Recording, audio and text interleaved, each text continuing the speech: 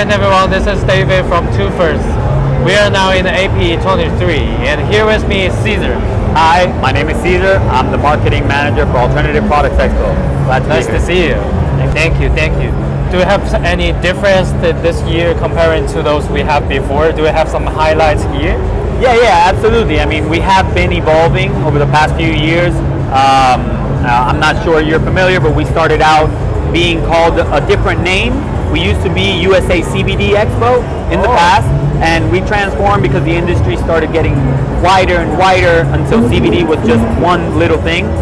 So now we're Alternative Products Expo. It makes us, much wider to a different kind of audience. And so we've been changing our show year to year. We're more marketplace right now, more trade show. So a lot of new things for everyone to check out. When does this happen? Why people is not getting into the learning part? Yeah. So absolutely, when it came out, CBD, a lot of people had a lot of questions. Is this product, is this cannabis? Is it going to get me high? So all these questions had to be answered, and so we needed people to teach. We needed to get the word out. But not for a Chinese audience. Maybe can you do an introduction for those, give us an education session? Yeah, absolutely. And we have a lot of products as we are Alternative Products Expo. The biggest ones really are vape, which I'm sure... It's including the CBD and THC. Correct. So vape would be just vaporizer. So there's a lot of different components that can be vaporized. But traditionally, when you speak of vape, you speak about nicotine. Yes. Products that's that are... what we focus on before. Right. And that's the biggest component still. But now we got a lot of things coming in the scene like Delta 8.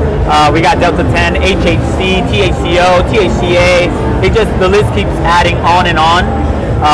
And these are products that are cannabinoids derived from the hemp plant. So it's all legal, under the federal guideline of 0.3 THC. How's the market? People are willing to buy more THC or more CBD?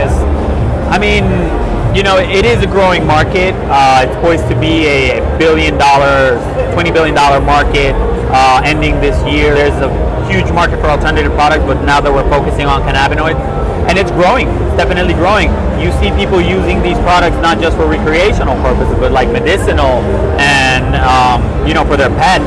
And people use hemp in clothing. So it is growing, and particularly when you mention THC, which is the psychoactive component, yes, it's definitely growing a lot. That's why here in the States you see smoke shops opening up everywhere every weekend. There's just so many of them. That's a testament. People are looking for those products, So the growth has been constant. It hasn't really stopped since it started. A lot of people are afraid of recession right now, and what's going to happen? Are people going to continue buying? It's kind of a commodity, like tobacco. People are not going to stop buying tobacco. So, we're confident that the industry is growing. We sold out this show. Our next show is in Medellin, South America. So it's almost sold out, 90-something% with 2 months out. And then we have Dallas. It's 70% sold out with almost 5 months to the show. And then we're going to do Vegas at the end of the year. So definitely growing. I have another question about who has more markets comparing with the nicotine and the cannabis, because other nations like China, like Europe, it's not legal. US basically is the only market cannabis is legalized. It's a difficult question to answer. Right now, like I said, since the market has been growing and everything, then to say a percentage of how much is nicotine or how much is tobacco, how much is hemp is a little bit difficult, because you'll miss some things when you analyze it that way. But what I can tell you is that in the past 15 years, the growth of tobacco and the growth of all that industry has been very slim compared to the growth of hemp. So, like I said, it's hard to answer what percentage, but for sure it's catching up.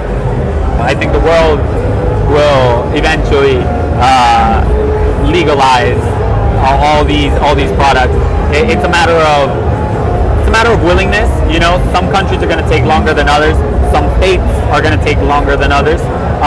But it's inevitable. It's just a trend that we're seeing worldwide. So there's no reason for them not to, but it is a matter of discussing, pushing it forward.